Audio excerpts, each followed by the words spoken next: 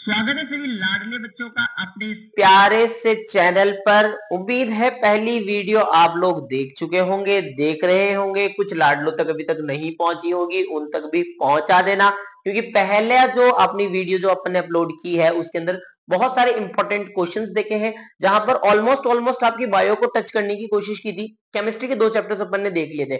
Continue कर रहा हूं उसी सीरीज को आज फिर से। कल एग्जाम में सभी को जोरदार तैयारी के साथ, जोरदार प्रिपरेशन के साथ अब जो मैं क्वेश्चंस करवाने जा रहा हूं बच्चों, वो क्वेश्चंस भी सटीक एग्जाम में पूछे जाते हैं।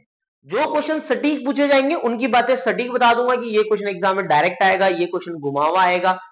रही बात, इंपॉर्टेंट पॉइंट ये है कि जो एक्सप्लेनेशन अपना चल रहा है ना, देखो लाडलो सुन लो, जो एक्सप्लेनेशन है ना, एक्सप्लेनेशन पार्ट वाला अलग से डाला हुआ है, एक्सप्लेनेशन वाली क्लासेस अलग से डाली हुई है। मैं अब कोई एक्सप्लेनेशन नहीं करवा रहा हूं, सीधा सीधा चैप्टर वाइज क्वेश्चन बताऊंगा आपको। वो क्वेश्चंस आप प्रिपेयर करके उनके सॉल्यूशंस ढूंढ के आपको जैसे तैसे वो क्वेश्चन प्रिपेयर करके कल एग्जाम में जाना है, क्योंकि मकसद सिर्फ इतना सा है कि वो इंपॉर्टेंट क्वेश्चंस आप तक पहुंच जाए। करें स्टार्ट। फिजिक्स का सेगमेंट चालू कर रहा हूं मैं, और सबसे प्यारा चैप्टर, सबसे पहला चैप्टर बच्चों आपका magnetic effect of electric current. पढ़ा होगा आपने, magnetic effect of electric current. बच्चों ये एक ऐसा चैप्टर है जहां से क्वेश्चन आपका इधर उधर नहीं जाता, घूमता नहीं, डायरेक्ट क्वेश्चन आता है, सटीक क्वेश्चन आता है। यानी कि क्वेश्चन को ज्यादा घुमा नहीं सकता वो इस चैप्टर से। तो जितने भी लाडले बच्चे जो थोड़ा सा तैयारी जिनकी कम है, जो सोच रहे हैं कि सर सेलेक्टेड पढ़ के चले जाएं, तो बेटा इस चैप्टर को आप छोड़ नहीं सकते। डन, बात समझ में आ गई क्या? सबसे पहला क्वेश्चन क्या है यहां पर कि जो आपकी प्रॉपर्टीज है, properties of magnetic field lines, properties of magnetic field lines, यानी कि जो मैग्नेटिक फील्ड लाइंस की बच्चों आपकी जो प्रॉपर्टीज थी, वो प्रॉपर्टीज आपको पढ़ के जानी है बहुत अच्छे से। अब ध्यान से सुनना कि प्रॉपर्टीज का शायद डायरेक्ट क्वेश्चन आपसे ये ना पूछा जाए कि प्रॉपर्टीज लिख के बताओ, लेकिन बच्चों मैग्नेटिक फील्ड लाइंस आपने इस तरीके से कुछ बनाई तो होगी। अरे बनाई क्या ऐसी कुछ मैग्नेटिक फील्ड लाइंस? बिल्कुल सर हमने बनाई थी। इनकी जितनी भी प्रॉपर्टीज थी, मैं सारी प्रॉपर्टीज बच्चों नहीं करवा सकता यहां पर, क्योंकि लेक्चर बहुत लंबा हो जाएगा। तो इनकी प्रॉपर्टीज आपको पढ़कर जानी है। हाँ, इनकी प्रॉपर्टीज में से एक क्वेश्चन ये जरूर बन जाता है कि दो मैग्नेटिक फील्ड लाइंस आपस में कभी इंटरसेक्ट नहीं करती। Two magnetic field lines never intersect each other, never intersect each other, intersect each other. तो बेटा क्यों नहीं करती है, इसके पीछे का आपसे रीजन पूछा जाएगा। Why, why two magnetic field lines never intersect each other. Solution ढूंढना है, लिखकर याद करके एग्जाम में जाना है। कितने क्वेश्चन हो चुके हैं? 2 क्वेश्चन हो चुके हैं। तीसरा क्वेश्चन है बच्चों आपका राइट हैंड थंब रूल। ये भी आपको अच्छे से पढ़ के जाना है, राइट हैंड थंब रूल। बहुत इंपॉर्टेंट कैटेगरी रहती है राइट हैंड थंब रूल। किस में काम आता है? तो बच्चों ये काम आता है to find the direction of, to find the direction of magnetic field. Magnetic field की डायरेक्शन फाइंड करने के लिए आपका काम आता है। इसी को राइट हैंड थंब रूल बोलते हैं, इसी को राइट हैंड स्क्रू रूल बोलते हैं, इसी को राइट हैंड पाम रूल बोलते हैं। तो ये आपका इंपॉर्टेंट क्वेश्चन रहने वाला है। स्टेटमेंट है, डायरेक्ट स्टेटमेंट आएगा, घुमाएगा नहीं। बात समझ में आ गई क्या? तो ये आपको प्रिपेयर करके जाना है। फोर्थ जो क्वेश्चन है इस चैप्टर का, वो सबसे टॉप प्रायोरिटी पर है, टॉप प्रायोरिटी पर, टॉप प्रायोरिटी पर है बच्चों Fleming's left hand rule. Fleming's, Fleming's left hand rule बहुत इंपॉर्टेंट रहता है, बहुत इंपॉर्टेंट। लेफ्ट हैंड रूल ये आपको पढ़ के जाना है। कुछ इस तरीके का स्ट्रक्चर होता है, father mother children, father mother children, यानी चिल्ड्रन सी, यानी कि ये वाली लाइन सी जो है वो करंट को डिनोट करती है, ये मैग्नेटिक फील्ड को डिनोट करती है। तब ये क्या बताती है? आपके फोर्स की डायरेक्शन बताती है। ऐसा ही कुछ मैग्नेटिक फील्ड लाइंस है, sorry Fleming's left hand rule है, ये आपको पढ़ के चले जाना है, इंपॉर्टेंट है। चलिए आगे, कितने क्वेश्चन हो चुके हैं? 4 क्वेश्चन हो चुके हैं बच्चों। सबसे इंपॉर्टेंट अगर और बात करूं मैं इसमें सेकंड नंबर पर, तो बेटा सोलेनोइड आपको पढ़ के जाना है, सोलेनोइड आपको पढ़ के जाना है। सोलेनोइड से क्वेश्चन आपका जरूर बन जाता है। तो इस टाइप का एक स्ट्रक्चर आपने पढ़ा होगा, एक इस टाइप का स्ट्रक्चर पढ़ा होगा, जहां पर ऐसे एक कॉपर के वायर को इस तरीके से हम रैप्ड करते हैं, और ऐसा एक स्ट्रक्चर आपने जरूर बनाया होगा जिसको हम सोलेनोइड बोलते हैं। और सोलेनोइड के चारों तरफ मैग्नेटिक फील्ड लाइंस भी बनाने के लिए आपको बोल देगा। तो कंप्लीट सोलेनोइड आपको पढ़ के जाना है, यहां से भी क्वेश्चन पूछा जाता है। और अगला इंपॉर्टेंट क्वेश्चन, छोटा सा क्वेश्चन है, ज्यादा इतना इंपॉर्टेंट तो नहीं है, ये ज्यादा इंपॉर्टेंट नहीं है, बट डिफाइन पढ़ के जानी है कि व्हाट आर इलेक्ट्रोमैग्नेट्स, इलेक्ट्रोमैग्नेट्स क्या होते हैं। तो ये आपका कंप्लीट चैप्टर रहने वाला है। और इसके अंदर एक चीज और बता दूं, मैग्नेटिक फील्ड लाइंस की जो मैग्नेटिक फील्ड की जो यूनिट है और स्टेट का जो एक्सपेरिमेंट है, ठीक है ना, ये आपको पढ़ के जाना है। और स्टेट का जो एक्सपेरिमेंट है ये आपको पढ़ के जाना है। ये सारी की सारी चीजें वन शॉट आप देख लो कि क्या है क्या नहीं है। और सबसे ज्यादा इंपॉर्टेंट भैया ये दो रहने वाले हैं, ठीक है ना बच्चों। बाकी यहां से क्वेश्चन आपका बाहर जाता ही नहीं है, जाता ही नहीं है, जाता ही नहीं है। चल सकता हूं आगे। नेक्स्ट बात करता हूं बच्चों मैं अब अगले चैप्टर की, जिसका नाम है आपका इलेक्ट्रिसिटी। इलेक्ट्रिसिटी, इलेक्ट्रिसिटी में सबसे पहले बात जब मैं करूं इलेक्ट्रिक करंट की, इलेक्ट्रिक करंट की अगर मैं बात करूं तो डिफाइन कभी नहीं पूछेगा, डिफाइन कभी नहीं पूछेगा, फॉर्मूला जरूर आता है I is equal to Q by T. तो बच्चों एक छोटा सा न्यूमेरिकल इस पर जरूर पूछ लिया जाता है, एक छोटा सा न्यूमेरिकल इस पर जरूर पूछ लिया जाता है। तो इसका एक न्यूमेरिकल आप प्रिपेयर करके जाओगे कि सर एक वैल्यू दे रखी है, 3 अननोन है, 2 आपको दे रखे होंगे, एक निकालना होगा। तो कई बार ये न्यूमेरिकल आपसे पूछ लिया जाता है, चाहे पूछे ना पूछे, अब जो बता रहा हूं वो सुनना। ये छोटे क्वेश्चन एग्जाम में पूछे जाएंगे क्या कि सर अगर इलेक्ट्रिक करंट की बात कर रहा है ये, तो इलेक्ट्रिक करंट के मैग्नीट्यूड को मेजर करने वाली जो डिवाइस होती है उसका नाम होता है बच्चों अमीटर। ये आपको याद रखना है कि the device which is used to measure electric current, ये आपकी अमीटर होती है। और अमीटर को बच्चों हमेशा याद रखना, इसको सीरीज में कनेक्ट किया जाता है। किसमें कनेक्ट किया जाता है? सीरीज में। पूरा का पूरा चैप्टर जब डालेंगे अपन वन शॉट वाला, तब इसमें और डिटेलिंग देख लेंगे, अभी तो आपको क्वेश्चन प्रिपेयर करके जाना है। और बच्चों इलेक्ट्रिक करंट का जो डायरेक्शन बताए, मैग्नीट्यूड नहीं, जो इलेक्ट्रिक करंट की डायरेक्शन बताता है उसको बोला जाता है गैल्वेनोमीटर। क्या बोला जाता है? गैल्वेनोमीटर बोला जाता है। नेक्स्ट इलेक्ट्रिक करंट के बाद आता है आपका इलेक्ट्रिक पोटेंशियल, इलेक्ट्रिक पोटेंशियल। और इलेक्ट्रिक पोटेंशियल को मेजर करने वाली जो डिवाइस होती है उसका नाम होता है वोल्ट मीटर। ये भी इंपॉर्टेंट है, आपको याद करके जाना है वोल्ट मीटर। और वोल्ट मीटर को हमेशा बच्चों पैरेलल के अंदर कनेक्ट किया जाएगा। किसमें कनेक्ट किया जाएगा? पैरेलल के अंदर कनेक्ट किया जाएगा। तो इस बात का भी आपको ध्यान रखना है। ये छोटे छोटे क्वेश्चन थे, यहां से कोई ज्यादा बड़ा क्वेश्चन बनता नहीं है। चल सकता हूं मैं आगे।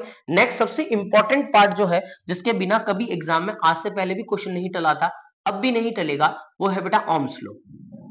तो ओम्स लॉ बहुत अच्छे से पढ़ के जाना है आपको। मैं इन शॉर्ट बता दूं आपको, V proportional to I, V is equal to R I, ठीक है, V is equal to R I. R आपका रेजिस्टेंस, रेजिस्टेंस इसका जो SI यूनिट होती है वो ओम होती है। तो ये सारी की सारी चीजें भी आपको पढ़ के जानी है, ओम्स लॉ क्या होता है जो। अगला क्वेश्चन, क्वेश्चन नंबर 4, जहां पर अपन बात करेंगे कि बच्चों इस रेजिस्टेंस को कौन कौन से फैक्टर्स अफेक्ट करते हैं। Factors affecting resistance of a conductor, factors affecting resistance of a conductor. तो ये भी आपको पढ़ के जाना है कि कौन कौन से ऐसे फैक्टर्स हैं जो रेजिस्टेंस को अफेक्ट करते हैं।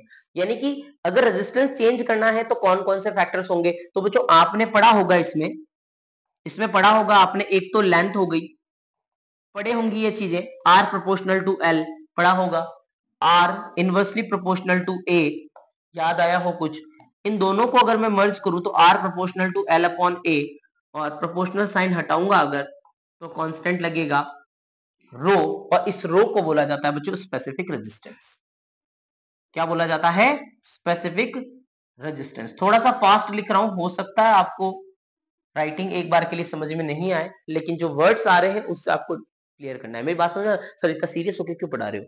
यार भाई मैं सीरियस हूं क्योंकि कल एग्जाम है, तो तू भी सीरियस हो जा क्योंकि कल एग्जाम है। बात समझ आ गई? तो सीरियस होकर पढ़ना पड़ेगा, कोई मजाक मस्ती नहीं करेगा, ठीक है ना। और रजाई में पड़े पड़े बिल्कुल नहीं देखनी है, रजाई में पड़े रहना है लेकिन पढ़ नहीं जाना है, ठीक है ना। चले आगे बच्चों। Okay, R proportional to L upon, ये सारी की सारी बातें हो गई। चल सकता हूं बच्चों आगे। तो एक इंपॉर्टेंट क्वेश्चन कि सर स्पेसिफिक रेजिस्टेंस क्या होता है, स्पेसिफिक रेजिस्टेंस क्या होता है, और इसकी एसआई यूनिट क्या होती है, ये बहुत इंपॉर्टेंट है। इसकी एसआई यूनिट क्या होती है, ये बहुत इंपॉर्टेंट है। याद रहेगा नहीं रहेगा? तो ये आप नोट कर लेना, एक स्पेसिफिक रेजिस्टेंस का क्वेश्चन भी बनता है। एक क्वेश्चन लिखवा रहा हूं बच्चों, इतना इंपॉर्टेंट नहीं है, इतना इंपॉर्टेंट नहीं है, थोड़ा सा पैटर्न चेंज हो चुका है आजकल, तो इसमें ध्यान देना। एक सीरीज और पैरेलल कॉम्बिनेशन का डेरिवेशन है, सीरीज एंड पैरेलल कॉम्बिनेशन का डेरिवेशन है, सीरीज एंड पैरेलल कॉम्बिनेशन का जो डेरिवेशन है वो देखो, टाइम हो तो पढ़ के चल जाना, वरना ऐसा कोई इश्यू नहीं, टाइम हो तो पढ़ के जाना है, ठीक है ना, क्योंकि जनरली नहीं पूछता है ऐसे क्वेश्चंस, नहीं पूछ रहा है इन दिनों, नहीं पूछ रहा है, ट्रेंड में ही नहीं। बात समझ में आ गई क्या? तो टाइम हो तो पढ़ के जाना, नहीं तो स्किप करके आप जा सकते हो। बात समझ में आ गई क्या? टाइम हो तो जरूर एक बार देख के जाना, इंपॉर्टेंट रहता है, लेकिन इन दिनों नहीं पूछा जा रहा है बेटा, है ना। अगर मैं बता दूं या मैं बता दूं नहीं आया, या मैं बोल दूं नहीं आएगा आ जाए, तो ये लक बाय चांस वाली चीज हो गई, ठीक है। लेकिन जनरली अभी इन दिनों में ये नहीं पूछा जा रहा है। चलिए बच्चों आगे नेक्स्ट बात कर लेते हैं कि सर इसके बाद क्या है। तो बच्चों इसके बाद आपको पढ़ के जाना है हीटिंग इफेक्ट ऑफ करंट, जिसमें आएगा जूल्स लॉ ऑफ हीटिंग, ये इंपॉर्टेंट रहता है, joules law of heating. Joules law of heating क्या होता है, इसका आंसर भी मैं बता दूं, H is equals to I square R T, ठीक है ना। यानी कि जो हीट होती है वो हीट एक तो करंट के ऊपर डिपेंड करती है, एक रेजिस्टेंस के ऊपर डिपेंड करती है, और एक किसके ऊपर डिपेंड करती है बच्चों, टाइम पीरियड के ऊपर डिपेंड करती है। तो जूल्स लॉ ऑफ हीटिंग भी आप लोग पढ़ के जाओगे। चलें आगे, और फाइनली चैप्टर एंड कर रहा हूं मैं, लास्ट क्वेश्चन। लास्ट क्वेश्चन बच्चों आपका बनने वाला है इलेक्ट्रिक पावर से। किससे बच्चों? इलेक्ट्रिक पावर से, ठीक है। अब इलेक्ट्रिक पावर की अगर मैं बात करूं तो डिफाइन तो नहीं पूछेगा आपसे कि इलेक्ट्रिक पावर क्या होता है। सबसे पहले तो इसकी एसआई यूनिट याद रखनी है आपने, इसकी एसआई यूनिट होती है वॉट, ठीक है। एक आपको याद रखना है कि कमर्शियल यूनिट ऑफ एनर्जी, बहुत इंपॉर्टेंट है, कई बार पहले भी पूछी गई है। Commercial unit of energy, energy की जो कमर्शियल यूनिट होती है बच्चों वो होती है किलो वॉट आर। क्या बच्चों? Kilo watt hour, kilo watt hour, यानी कि के डब्ल्यू एच। और बच्चों ध्यान देना 1 के डब्ल्यू एच की जो वैल्यू होती है वो होती है 3.6 into 10 to the power 8, sorry 10 to the power 6 joule, 10 to the power 6 joule. ये एक बार पहले पूछी गई थी, commercial unit of energy kilowatt hour. और उसके बाद कुछ यूनिट्स है, जैसे 1 किलोवाट इज इक्वल टू होता है 1000 वाट, और एक most important 1 horse power HP, 1 horse power, इसकी वैल्यू आपको याद रखनी है 746 वॉट। ये भी आपका इंपॉर्टेंट पार्ट रहता है, याद रह जाएगा क्या? तो इलेक्ट्रिसिटी वाले चैप्टर में आपको ये पढ़ के जाना है सारा सारा जो मैंने बताया है। डिफाइने नहीं पूछते, इलेक्ट्रिक करंट की डिफाइन नहीं आएगी आपको, इलेक्ट्रिक पोटेंशियल की डिफाइन नहीं आएगी, ओम्स लॉ जरूर स्टेटमेंट में पूछा जा सकता है। इलेक्ट्रिक करंट को मेजर करने के लिए अमीटर होता है, सीरीज में कनेक्ट किया जाता है, डायरेक्शन फाइंड करने के लिए गैल्वेनोमीटर होता है। और हाँ, एक और चीज है, इसमें हो सकता है बच्चों आपसे कुछ सिंबल्स पूछ ले, एनसीईआरटी के अंदर सिंबल्स बनाए गए हैं, मैं बता दूं आपको, जैसे कि ये आपकी एक सेल का सिंबल होता है, जैसे कि ये आपकी ओपन सर्किट का सिंबल होता है, कि ये आपकी क्लोज की होती है, बताया था, ये आपका रेजिस्टेंस होता है, ये आपका वोल्ट मीटर होता है, ये आपका अमीटर होता है, ये आपकी बैटरी हो जाती है, ये आपकी बैटरी हो जाती है, ये आपकी टैपिंग की हो जाती है, ये आपकी टैपिंग की हो जाती है। उसके बाद अगर अपन बात करें तो ये आपका वेरिएबल रेजिस्टेंस हो जाता है, इस तरीके से ये वेरिएबल रेजिस्टेंस हो जाता है। तो बच्चों ये थोड़े से ये क्या बोलते हैं, जो बल्ब वाला साइन जो है, ये बल्ब का साइन हो जाता है, तो ये भी आपको थोड़े से देखकर जाने हैं, बाकी इनमें से बाहर नहीं जाएगा। रही बात न्यूमेरिकल है, तो न्यूमेरिकल छोटा मोटा ही बनता है, आरबीएसई बोर्ड के अंदर कभी भी न्यूमेरिकल टफ नहीं बनता है। सिंपल सा, सर आपकी एनर्जी डाउन क्यों है? बेटा एनर्जी डाउन इसलिए है क्योंकि कंटिन्यू वीडियो बन रही है, ठीक है, और कंटिन्यू अपन वीडियो डाले जा रहे हैं और बच्चे पढ़ते चले जा रहे हैं। डन, चल सकता हूं मैं आगे, आग लगा दोगे? चलो सर, ये लो भैया इलेक्ट्रिसिटी वाले भी मैंने आपको क्वेश्चन यहाँ पर लिखवा दिए हैं। चलो आगे, चलो, human I and colourful world. Human आई,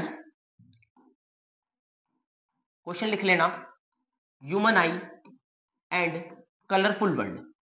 सटीक कौन सा आएगा, डायरेक्ट कौन सा आएगा, घुमाएगा कहां पर, वो भी मैं बता दूंगा।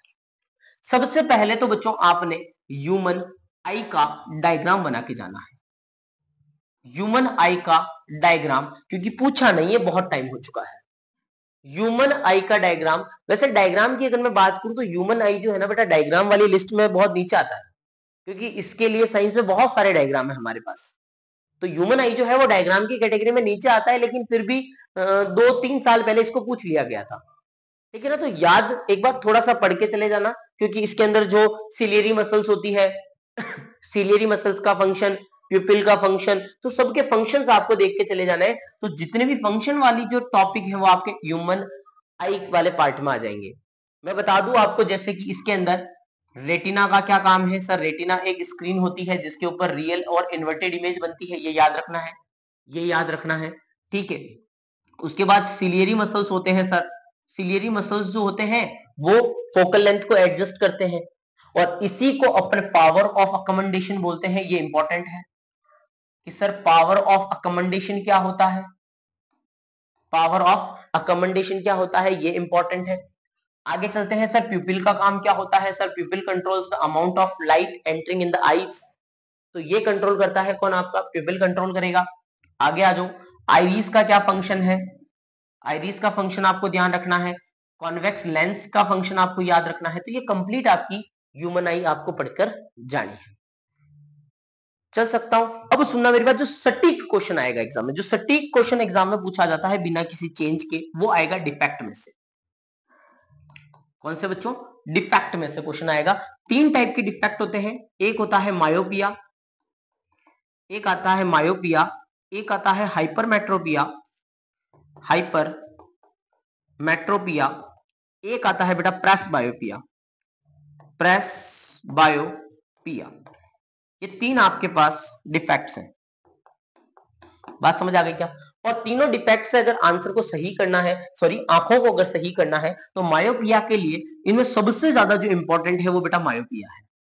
सबसे ज्यादा इंपॉर्टेंट कौन सा रहने वाला है, आपका मायोपिया रहने वाला है, क्योंकि ये मेरा पिया है, यानी कि मायोपिया, बात समझ में आ गई क्या, यानी कि ये इंपॉर्टेंट है। मायोपिया को सही करने के लिए बच्चों कॉनकेव लेंस का यूज होता है, किसका, कॉनकेव का, क्योंकि करेक्शन पूछा जाएगा एग्जाम में। रही बात हाइपरमेट्रोपिया की, तो इसके लिए कॉन्वेक्स लेंस का यूज किया जाएगा। प्रेसबायोपिया के लिए बायफोकल लेंस का यूज, बायफोकल लेंस का यूज किया जाएगा। तो करेक्शन आपको याद रखने हैं, बाकी सबसे ज्यादा इंपॉर्टेंट आपका कौन सा रहता है, मायोपिया ही रहता है। बाकी रही बात हाइपरमेट्रोपिया की, बाकी पढ़ के तो जाना ही है। समझ में आ गई। में कैटरेक्ट क्या होता है, कैटरेक्ट भी एक बीमारी होती है, कैटरेक्ट भी आंखों का एक डिफेक्ट होता है, जिसमें आपका आई लेंस क्या हो जाता है, थोड़ा सा मिल्की हो जाता है, क्लाउडी हो जाता है, डस्की हो जाता है, ठीक है, जिससे आपको दिखाई नहीं देता है। और इसका इलाज क्या है बच्चों, इसके करेक्शन के लिए आपको ऑपरेशन करवाना पड़ेगा, ये भी आपको याद रखना है। बात समझ में आ गई क्या। और एस्टिग्मेटिज्म करके भी एक है, लेकिन पूछता नहीं है, तो आप रहने दो, बात समझ आ गई, सीबीएसई वाले पूछते हैं, चल सकते हैं आगे। तो ये आपका ह्यूमन आई के अंदर डिफेक्ट वाला पोर्शन क्लियर हो जाता है, बात समझ में आ गई क्या। अब सुनना मेरी बात, अब सुनना मेरी बात।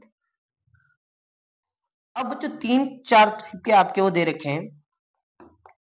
सबसे पहले एक आपने पढ़ के जाना है डिस्पर्जन ऑफ लाइट, क्या पढ़ के जाना है, डिस्पर्जन ऑफ लाइट पढ़ के जाना है।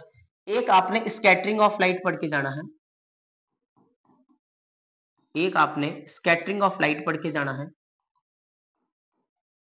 फिर आपको एक एटमॉस्फेरिक रिफ्लेक्शन पढ़ के जाना है,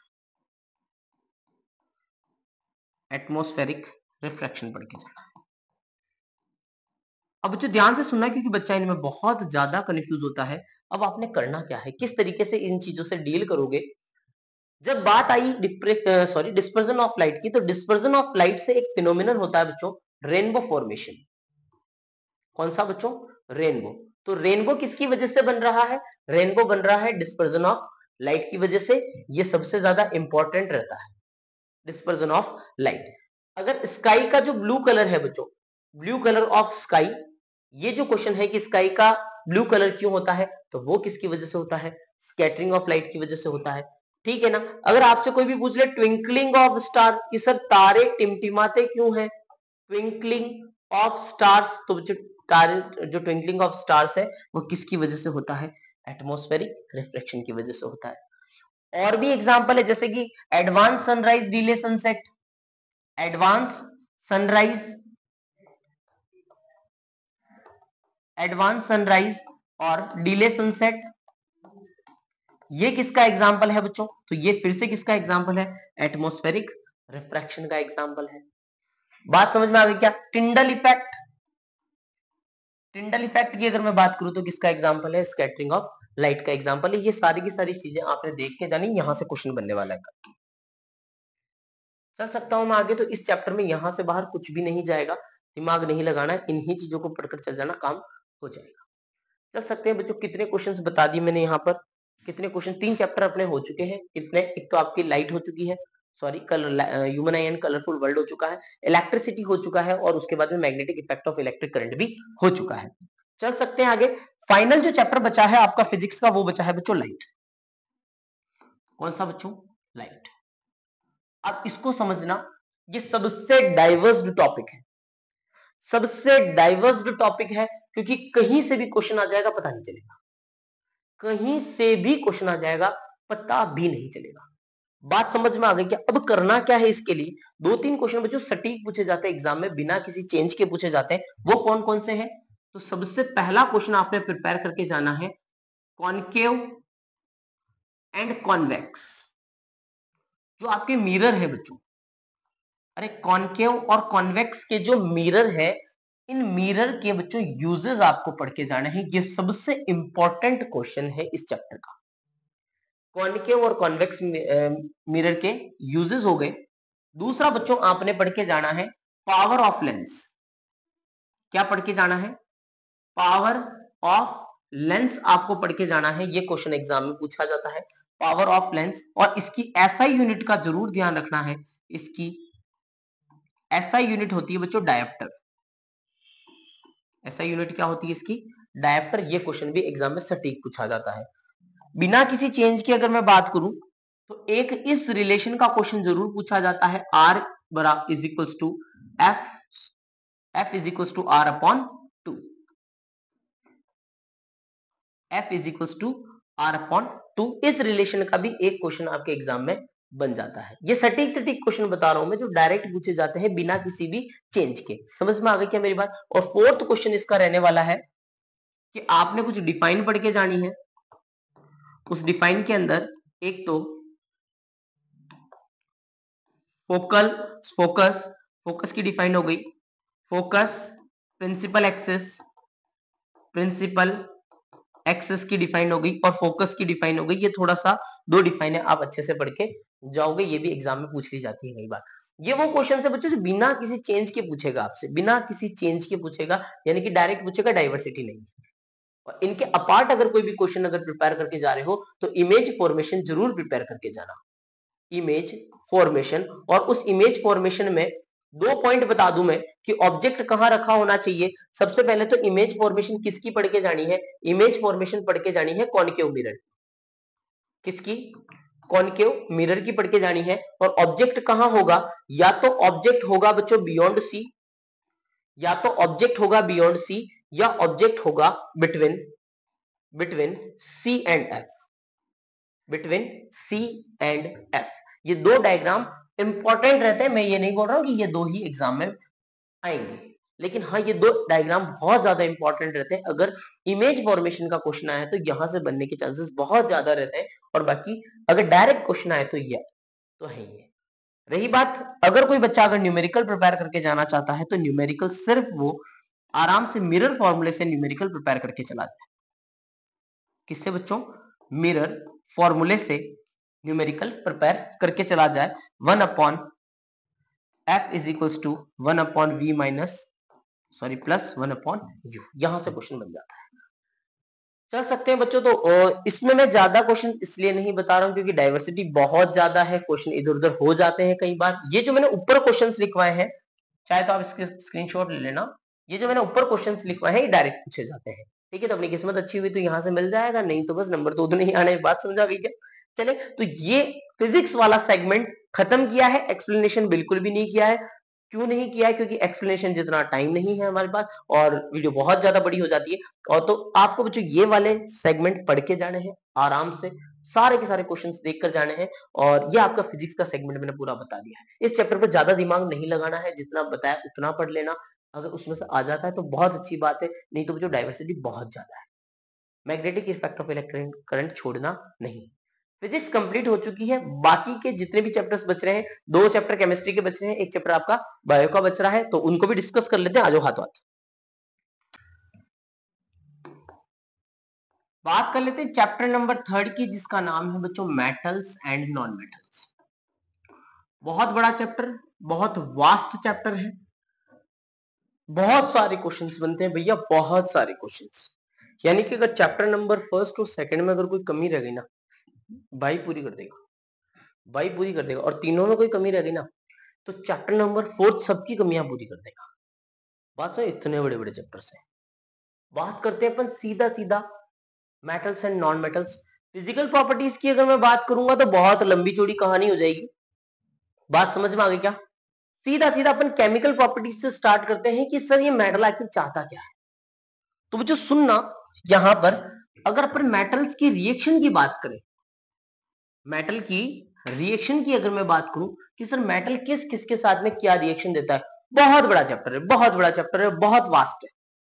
बात समझ में आ गई क्या? लेकिन हमें याद रखना है कि मेटल की एसिड के साथ में रिएक्शन, मेटल की एसिड के साथ में रिएक्शन पहले भी बता चुका हूं चैप्टर नंबर 2 के अंदर कि मेटल का सॉल्ट बनाता है। मेटल का क्या बनाएगा बच्चों? सॉल्ट बनाएगा। और साथ में कौन सी गैस रिलीज हो जाती है? यहां से हाइड्रोजन गैस रिलीज हो जाती है। इस हाइड्रोजन गैस का कंफर्मेशन टेस्ट भी मैंने उस क्लास के अंदर आपको बता रखा है जो प्रीवियस लेक्चर डाला गया है। हाइड्रोजन गैस यहां से क्या हो जाएगी बच्चों? रिलीज हो जाएगी। ठीक है, तो एक तो ये रिएक्शन आपको याद रखनी है। जैसे कि एग्जांपल के तौर पे मैं बता दूं कि मान लो यहां पर मैंने Zn लिया और रिएक्शन करवा दी मैंने H2SO4 के साथ। तो जैसे ही H2SO4 के साथ में रिएक्शन कराऊंगा तो बच्चों यहां बनेगा ZnSO4 और साथ में कौन सी गैस रिलीज हो जाएगी? यहां से हाइड्रोजन गैस जो है वो आपकी रिलीज हो जाएगी। क्या ये कहानी आप लोगों को समझ में आई या नहीं है? हाँ सर, मेटल की रिएक्शन किसके साथ पढ़ा दी आपने? एसिड के साथ में पढ़ा दी। अब सुनना मेरी बात बच्चों, इंपॉर्टेंट क्वेश्चन यहां क्या है कि जब ये मेटल एसिड के साथ में रिएक्शन कर रहा होगा, जब ये मेटल एसिड के साथ में रिएक्शन कर रहा होगा तो सारे एसिड के साथ में ये हाइड्रोजन गैस देता है। चाहे वो H2SO4 हो, चाहे वो HCl हो, तब भी ये क्या देगा? आपका हाइड्रोजन गैस देगा। लेकिन अगर इस एसिड की जगह में HNO3 अगर मैं रख दूं, बहुत अच्छा क्वेश्चन है, हाफ ईयरली लायक नहीं है, लेकिन फिर भी अच्छे क्वेश्चंस में आता है कि अगर मैं एसिड की जगह HNO3 रखता हूं बच्चों, तो यहां पर हाइड्रोजन गैस रिलीज नहीं होगी। यानी कि मेटल की अगर मैं एसिड के साथ में रिएक्शन करवाऊं तो हमेशा हाइड्रोजन गैस रिलीज होगी। लेकिन अगर मैं HNO3 का यूज कर लेता हूं तो हाइड्रोजन गैस रिलीज नहीं होती है। और इसके पीछे का लॉजिक पूछा जाता है, क्यों नहीं होती है? तो बच्चों ध्यान से सुनना, क्योंकि आपको लिखना है कि HNO3 is a strong oxidising agent. ये क्या करता है? अब सुनना मेरी बात, जो ये हाइड्रोजन निकल रही है ना बच्चों, तो ये है HNO3। ये कहता है मेरे पास भैया 3 ऑक्सीजन है, और 3 ऑक्सीजन है तो ये अपनी एक ऑक्सीजन किसको दे देता है? हाइड्रोजन को दे देता है और H2O बना देता है। इस वजह से हाइड्रोजन हाइड्रोजन गैस यहां पर रिलीज नहीं होती है। याद रहेगा क्या? तो ये इंपॉर्टेंट कंसेप्ट है। मेटल की रिएक्शन किसके साथ बच्चों? एसिड के साथ। याद रह जाएगा। सर मेटल और किसके साथ रिएक्शन देता है? तो दूसरा इंपॉर्टेंट पॉइंट कि मेटल अगर किसी दूसरे मेटल सॉल्ट सॉल्यूशन से रिएक्शन कर रहा है, मेटल सॉल्ट सॉल्यूशन से अगर रिएक्शन कर रहा है दूसरे किसी मेटल सॉल्ट से, तो बच्चों ध्यान से सुनना, यहां डिस्प्लेसमेंट रिएक्शन होगी। यहां क्या होगी? डिस्प्लेसमेंट रिएक्शन होगी। और यह बात अपन पहले भी कर चुके हैं कि जब कॉपर सल्फेट की अगर मैं बात करूं, कॉपर सल्फेट की अगर मैं बात करूं और इसकी अगर मैं रिएक्शन किसके साथ करवा दूं? आयरन के साथ में करवा दूं, तो FeSO4 बन जाएगा और कॉपर बाहर आ जाएगा। ये बात पहले भी अपनी हो चुकी है। समझ में आ रही है मेरी बात या नहीं आ रही? अब सुनना लाडले बच्चों, सारे के सारे चैप्टर को मैं एक ही साथ करवा रहा हूं। सुनना, इधर सब कुछ भूल जाना इस चैप्टर में, लेकिन रिएक्टिविटी सीरीज मत भूलना। अब वो रिएक्टिविटी सीरीज क्या है, और उसी रिएक्टिविटी सीरीज से पूरा का पूरा चैप्टर नंबर 3 हो जाएगा। बात समझ में आ गई क्या?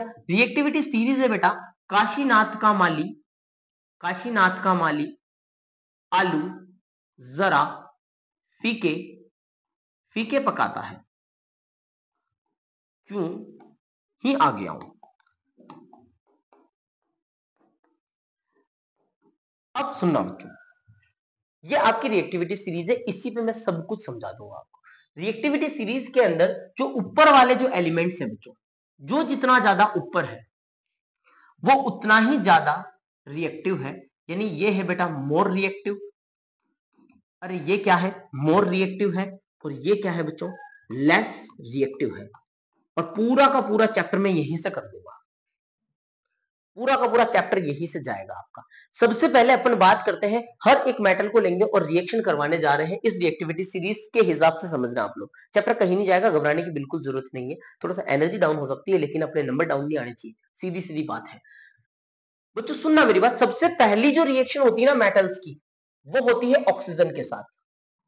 किसके साथ, ऑक्सीजन के साथ। तो आप क्या करो, जो ऊपर वाले जो एलिमेंट्स हैं आपके, जो ऊपर वाले, जो जितना ऊपर ज्यादा एलिमेंट है वो उतना ज्यादा रिएक्टिव है। तो जैसे ही ऑक्सीजन के साथ में रिएक्शन करेगा तो भैया हाथों हाथ फायर कैच कर लेगा।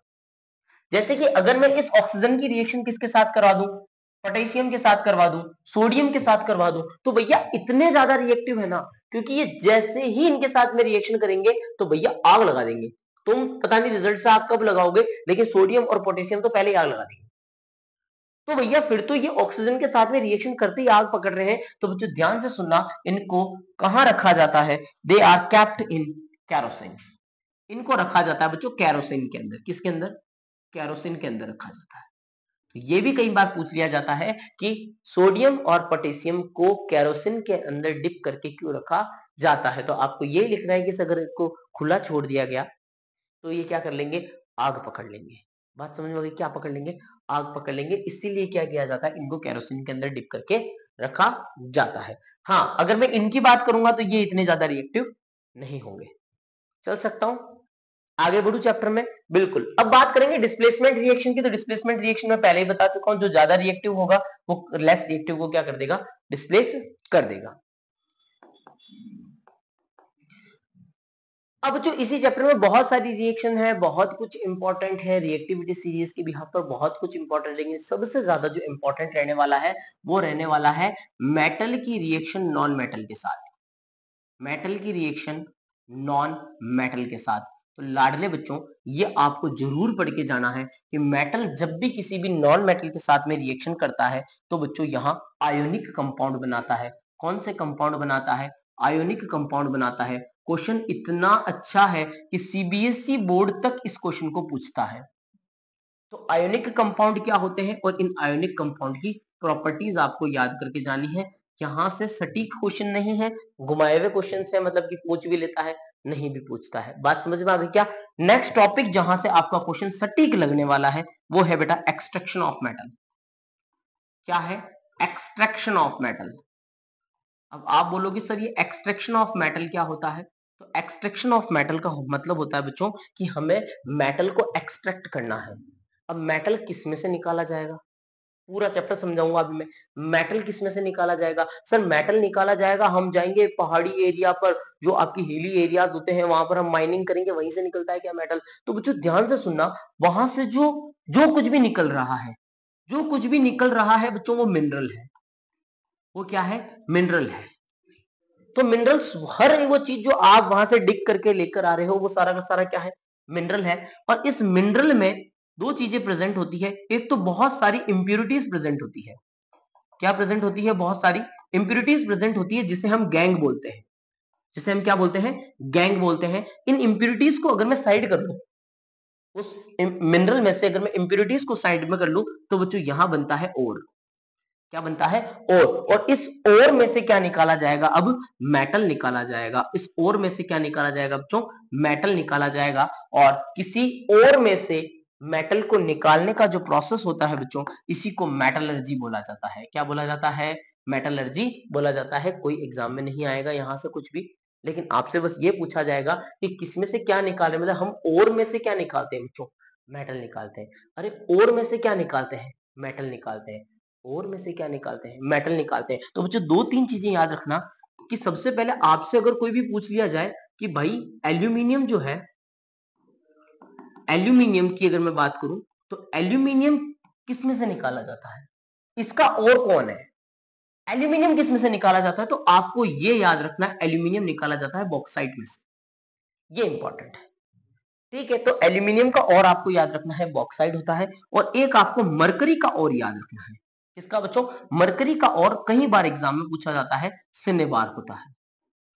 सिनेबार इज एन और ऑफ मरकरी, ये इंपॉर्टेंट पार्ट है। क्या बात समझ में आ गई क्या? अब सुनना मेरी बात, एक चीज और याद रखना, इंपॉर्टेंट टॉपिक है, बहुत लंबा चौड़ा टॉपिक है, ये आपकी रिएक्टिविटी सीरीज है। तो बच्चों ध्यान से सुनना, जो जितने ज्यादा रिएक्टिव एलिमेंट्स हैं इनको निकालने में तकलीफ उतनी ही ज्यादा है। जो ऊपर वाले जो एलिमेंट्स हैं इनको निकालने में तकलीफ उतनी ही ज्यादा है। तो जो बहुत ज्यादा रिएक्टिव एलिमेंट्स हैं इनको निकालने के लिए जो प्रोसेस अप्लाई होता है वो होता है इलेक्ट्रोलाइसिस। कौन सा बच्चों? इलेक्ट्रोलाइसिस। जो बिल्कुल नीचे है ये आपके फ्री स्टेट में पाए जाते हैं, फ्री स्टेट में। और जो मिड वाले हैं यहीं से क्वेश्चन बनेगा, यानी मिड वालों को निकालने के लिए दो रिएक्शन इंपॉर्टेंट है वो पढ़ के जाना है। मोस्ट इंपॉर्टेंट कैटेगरी में रहती है बच्चों, एक तो कैल्सिनेशन, कैल्सिनेशन हो गई, रोस्टिंग हो गई, रोस्टिंग हो गई, रोस्टिंग हो गई, कैल्सिनेशन हो गई, स्पेलिंग चेक कर लेना, कैल्सिनेशन, रोस्टिंग, और एक बेटा थर्मेट रिएक्शन। ये इस चैप्टर की सबसे इंपॉर्टेंट रिएक्शंस है। कैल्सिनेशन हो गई, रोस्टिंग हो गई और थर्मेट रिएक्शन, ये तीनों अच्छे से पढ़ के जाना। कैल्सिनेशन, रोस्टिंग और थर्मेट रिएक्शन याद रह जाएगा क्या? चल सकता हूं आगे। तो इस एक्सट्रैक्शन ऑफ मेटल वाले पार्ट में एक तो आपको ये याद रखना है कि और कौन किस किस का है, और एक कैल्सिनेशन और रोस्टिंग। चल सकता हूं मैं आगे। नेक्स्ट आगे चलता हूं कि सर ये सारी की सारी बातें अपनी हो चुकी है, तो बच्चों अब आ जाता हूं मैं सीधा सीधा कोरोजन के ऊपर। और आप सभी को पता है कि कोरोजन क्या होता है, कि जब भी कोई भी मेटल ऑक्सीजन के साथ में रिएक्शन करता है in the presence of vapour, तो बच्चों उसको क्या बोला जाता है? कोरोजन बोला जाता है। कोरोजन के प्रिवेंशन इंपॉर्टेंट है बच्चों, गैल्वेनाइजेशन इंपॉर्टेंट है। गैल्वेनाइजेशन क्या होता है ये आपको पढ़ के जाना है, और इसी गैल्वेनाइजेशन को ही जिंक प्लेटिंग बोलते हैं। क्या बोलते हैं इसी को? जिंक प्लेटिंग बोलते हैं। एक आपको एलॉय पढ़ के जाना है कि एलॉय किस किस का एलॉय कौन होता है, तो ये भी एग्जाम में पूछा गया है कि ब्रास किसका एलॉय होता है, तो brass is an alloy of copper, copper and zinc, copper and zinc. एक ये आपको याद करके जाना है कि ब्रास किसका एलॉय होता है। चल सकते हैं आगे। नेक्स्ट आपको एक एक्वारेजिया क्या होता है, एक्वारेजिया ये पढ़ के जाना है। ये आपके दो एसिड होते हैं HNO3 और HCl कंसंट्रेटेड, उनका रेशियो होता है 3:1। इसको रॉयल वाटर भी बोला जाता है, सोना गलाने के काम आता है, तो रॉयल वाटर भी बोला जाता है। ये भी आपको अच्छे से पढ़ के जाना है, याद रह जाएगी क्या ये बातें। तो गैल्वेनाइजेशन इंपॉर्टेंट हो गया, एलॉय कौन किसका होता है, brass is an alloy of copper and zinc, तो ये भी आपको याद रखना है। एक्वारेजिया क्या होता है, ये आपके जो मेन जो क्वेश्चन है, जो इंपॉर्टेंट पार्ट्स है, वो हमने यहाँ पर लेने की कोशिश की है। चैप्टर इतना वास्ट है कि बहुत कुछ छूटा होगा, चैप्टर इतना वास्ट है कि बहुत कुछ छूटा होगा बच्चों, ठीक है ना, बहुत कुछ छूटा होगा, लेकिन कोशिश की है कि लगभग टच कर दें, वीडियो ज्यादा बड़ी भी नहीं हो और बच्चों को इंपॉर्टेंट पार्ट मिल जाए। तो लगभग हो चुका है, थोड़ा बहुत बचा हुआ है जो आप कर लोगे, ठीक है, इंटेलिजेंट टाबर है, ठीक है। ये लो बच्चों, चैप्टर नंबर 3 आपका खत्म हो जाता है, इतना सा आप पढ़ के जा सकते हो। चलू मैं आगे, चलू मैं नेक्स्ट आ रहा हूं, फिर से मैं घूम के बायो के ऊपर। लाइफ प्रोसेसेस बहुत बड़ा चैप्टर, बहुत बड़ा चैप्टर, लाइफ प्रोसेसेस बहुत बड़ा चैप्टर है भैया।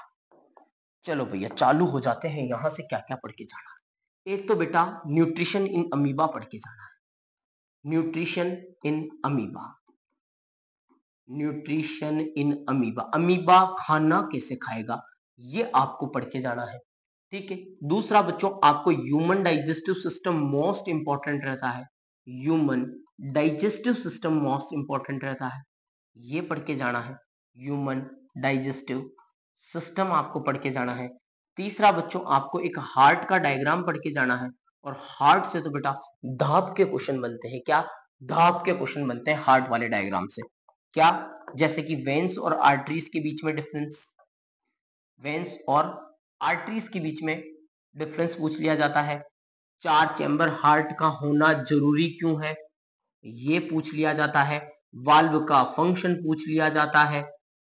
बात समझ आ रही है? तो ये हार्ट को आपको डीपली पढ़ के जाना है। फोर्थ अगर मैं बात करूं रेस्पिरेटरी सिस्टम के अंदर तो एरोबिक और anaerobic, aerobic and anaerobic respiration आपको पढ़ के जाना है। एरोबिक की बात करें, एनएरोबिक रेस्पिरेशन क्या होता है ये पढ़ के जाना है। बहुत वास्ट चैप्टर है, मैंने जितने भी वास्ट चैप्टर थे वो सारे के सारे लेट उठाए हैं, लास्ट में उठाए, क्योंकि बच्चा ज्यादा कंफ्यूज होता है कि क्या पढ़ना है क्या नहीं पढ़ना है। तो फिर भी कोशिश की है ह्यूमन डाइजेस्टिव सिस्टम, अगर होल सोल अगर बात करूं ना बच्चों, तो ह्यूमन वाला पार्ट पढ़ के चल जाना, ह्यूमन वाला पार्ट पढ़ के चल जाना, जिसमें नेफ्रॉन आ गया, किडनी की बात कर ली हमने, किडनी की बात कर ली, किडनी की बात कर ली, नेफ्रॉन की बात कर ली। ये नेफ्रॉन का स्ट्रक्चर भी इंपॉर्टेंट होता है बच्चों, ये भी इंपॉर्टेंट होता है। एक हीमोडायलिसिस चीज होती है, artificial kidney, haemodialysis, haemodialysis artificial kidney जो होती है, उसका भी जिक्र कई बार एग्जाम में पूछ लिया जाता है। बात समझ में आ रही है? एक स्पाइगमोमैनोमीटर जो आपका ब्लड प्रेशर का आप मेजर करने के जो काम आता है, उस डिवाइस को नाम बोलते हैं स्पाइगमोमैनोमीटर। तो ये भी आपको याद करके जाना है। तो इस चैप्टर से बहुत सारी चीजें बनती है, मैं ज्यादा डिस्कस नहीं कर पाएंगे अपन, क्योंकि काफी बड़ी हो जाएगी वीडियो और टाइम भी अपने पास ज्यादा है नहीं, क्योंकि एक ही दिन का टाइम मिला है। तो ये सारी की सारी चीजें बच्चों आपको पढ़ के जाना है इस चैप्टर से।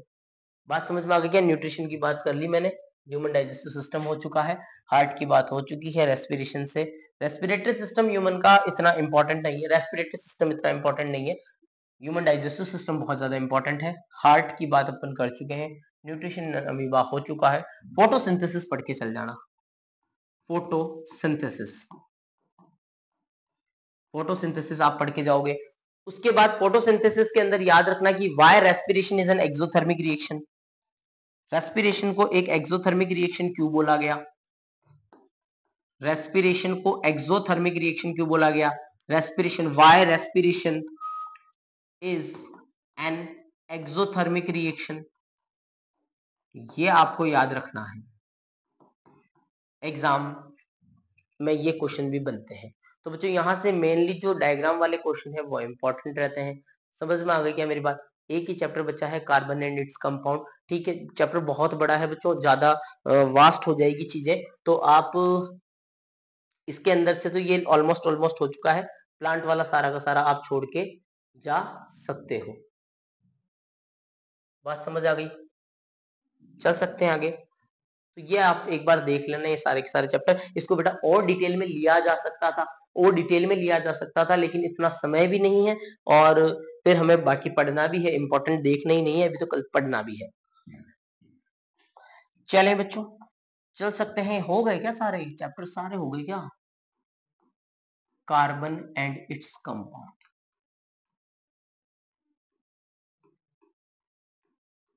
अब लाडली बच्चों सारे सुनना, कार्बन एंड इट्स कंपाउंड पढ़ा तो मैं दूंगा, डाइवर्सिटी तो यहाँ पर भी है।